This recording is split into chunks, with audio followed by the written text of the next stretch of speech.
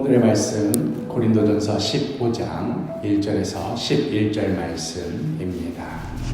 형제들아, 내가 너희에게 전한 복음을 너희에게 알게 하노니 이는 너희가 받은 것이요 또 그 가운데 선 것이라. 너희가 만일 내가 전한 그 말을 굳게 지키고 헛되이 믿지 아니하였으면 그로 말미암아 구원을 받으리라. 내가 받은 것을 먼저 너희에게 전하였노니 이는 성경대로 그리스도께서 우리 죄를 위하여 죽으시고 장사 지낸 바 되셨다가 성경대로 사흘 만에 다시 살아나사 게바에게 보이시고 후에 12 제자에게와 그 후에 500여 형제에게 일시에 보이셨나니 그 중에 지금까지 대다수는 살아있고 어떤 사람은 잠들었으며 그 후에 야고보에게 보이셨으며 그 후에 모든 사도에게와 맨 나중에 만삭되지 못하여 난 자 같은 내게도 보이셨느니라. 나는 사도 중에 가장 작은 자라. 나는 하나님의 교회를 박해하였으므로 사도라 칭함받기를 감당하지 못할 자니라. 그러나 내가 나 된 것은 하나님의 은혜로 된 것이니 내게 주신 그의 은혜가 헛되지 아니하여 내가 모든 사도보다 더 많이 수고하였으나 내가 한 것이 아니요 오직 나와 함께 하신 하나님의 은혜로라. 그러므로 나나 그들이나 이같이 전파함에 너희도 이같이 믿었느니라. 오늘은 큐티 다이어리의 질문을 따라가면서 진행하도록 하겠습니다. 첫 번째 질문, 바울이 고린도 교회 성도들에게 전한 중요한 것들은 무엇입니까? 3절에서 5절 말씀, 내가 받은 것을 먼저 너희에게 전하였노니 이는 성경대로 그리스도께서 우리 죄를 위하여 죽으시고 장사 지낸 바 되셨다가 성경대로 사흘 만에 다시 살아나사 게바에게 보이시고 후에 12 제자에게와 하면서 이 성령의 은사에 대해서 진지하고도 긴 호흡의 권면을 마치고 사도 바울은 이어서 부활에 대해서 언급하기 시작합니다. 고린도 교회 가운데 만연해 있던 여러 문제들 가운데 다음과 같은 문제도 있었기 때문이었지요. 우리가 내일 묵상하게 되겠지만 고린도전서 15장 12절에 그리스도께서 죽은 자 가운데서 다시 살아나셨다 전파되었거늘 너희 중에서 어떤 사람들은 어찌하여 죽은 자 가운데서 부활이 없다 하느냐. 상식적으로 어떻게 부활이 가능하겠느냐 하고 의심하고 애써 무시하려는 자들이 고린도 교회 가운데 있었습니다. 사실 고린도 교회 성도들이 헬라인이라서 이방인이라서 부활에 대해서 부정적이고 의심적이었던 것은 아닙니다. 유대인들 중에서도 이를테면 사두개인 같은 경우 부활이 없다고 주장하였고 이 부활의 문제를 두고 예수님과 논쟁하였던 사실도 복음서에 기록되어 있습니다. 그만큼 부활이라는 것은 인간의 이성으로는 우리들이 가진 상식으로는 받아들이기 어려운 것입니다. 그러나 동시에 우리가 신앙인이라는 그리스도인이라는 정체성을 가지는 데 있어서 결정적으로 중요한 것이 바로 부활에 대한 믿음입니다. 이 믿음이 있느냐 없느냐가 신앙인이냐 아니냐가 갈려진 것이지요. 그렇기에 사도 바울이 이 부활 신앙에 대해서 굳게 지키고 헛되이 믿지 말라고 다시금 강조하고 있는 것입니다. 예수님은 부활하셨습니다. 어쩌다 보니 그렇게 된 것이 아니라 이미 기록된 성경 말씀에 따라서 우리 죄를 위하여 죽으시고 장사 지낸 바 되셨다가 또 성경대로 사흘 만에 다시 살아나셨습니다. 게바를 비롯하여 이 놀라운 사건을 경험하였던 자들이 이제는 부활의 증인이 되어 복음을 전파하였던 것입니다. 두 번째 질문, 바울이 스스로를 가리켜 사도 중에 가장 작은 자라고 칭하는 이유는 무엇입니까?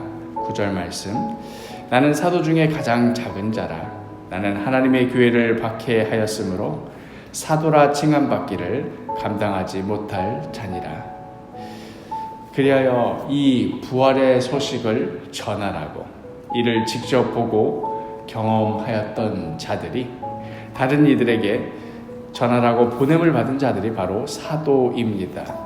여기에서 이 사도라는 의미는 보냄받은 자라는 의미로서 예수님의 12제자만을 지칭하는 그런 의미가 아니라 그보다는 더 넓은 의미입니다. 복음을 전파하기 위해 보냄을 받은 자로서의 그런 의미로 이 사도입니다.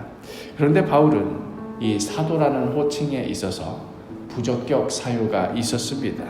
그가 회심하기 전 하나님의 교회를 극심하게 박해하였던 그런 전력이 있었기에 인간적인 면에서 보더라도 자기 자신에 대해서 사도라고 칭하기에는 너무나도 캐길 것이 많았던 것이지요. 세 번째 질문, 오늘의 바울이 될 수 있었던 이유는 무엇입니까? 10절에 그러나 내가 나된 것은 하나님의 은혜로 된 것이니 내게 주신 그의 은혜가 헛되지 아니하여 내가 모든 사도보다 더 많이 수고하였으나 내가 한 것이 아니요 오직 나와 함께 하신 하나님의 은혜로라.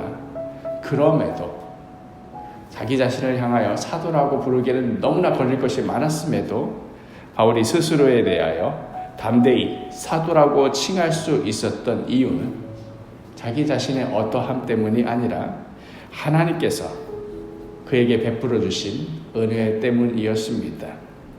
인간적으로 볼 때 교회를 핍박하며 많은 성도들에게 해를 끼쳤던 과거를 떠올려 볼 때 그 자리가 어디라고 감히 사도라고 칭함을 받는 그런 자리에 선다는 것은 이거는 도통 감당할 수 없었던 일이었지만 그럼에도 하나님께서 바울에게 베풀어 주신 그 은혜와 사랑이 얼마나 큰지 그것을 몸소 체험하였기에 날마다 그 은혜 가운데 살아가고 있었기에 자기 자신을 가리켜 하나님께로부터 보냄을 받은 사도라고 담대히 말할 수 있었던 것입니다.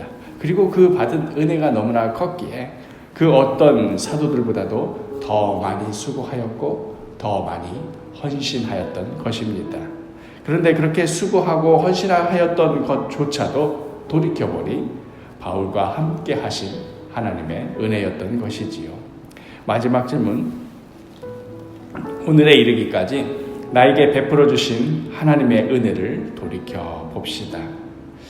우리가 사도 바울과 같이 어떤 인생의 극적인 단절을 경험해 보지 못하였다 하더라도 그럼에도 우리 각자는 오늘의 이 자리에 이르기까지 하나님께서 어떻게 인도하셨던가 하는 각자들만의 간증들이 있지요.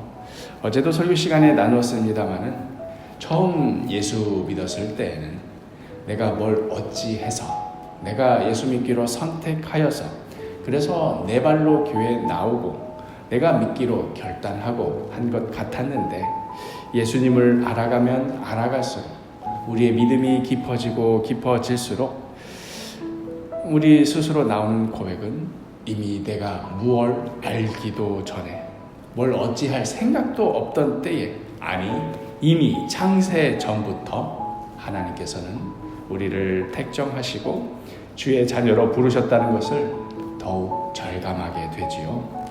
사랑하는 사도교회 식구 여러분, 우리 오늘 하루 주님께 감사하는 하루가 되기를 소망합니다.